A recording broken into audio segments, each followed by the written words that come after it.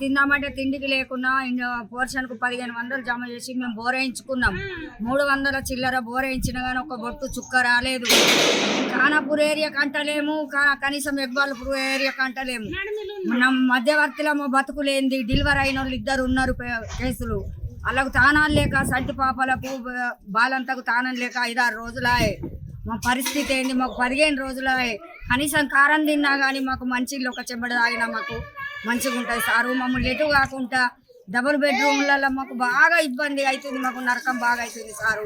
ఎట్లన్నా చేసి దయచేసి మాకు ఒక బోరింగ్ ప్రాబ్లం బాగా ఉన్నది. మాకు 3 అంతస్తు ఉంది. మాకు నీళ్ళు మోసుకున్నాడు అంటే మస్తు కష్టం అవుతుంది.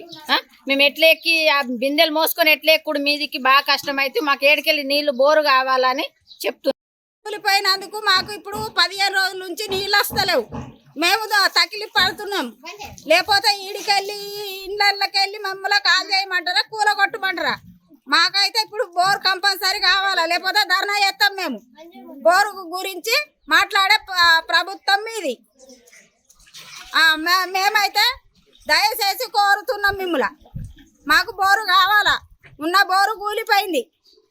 మాకు ఉండటానికి స్థలం ఇచ్చారు కానీ మాకు నీళ్ళ సల్వతి లేదు.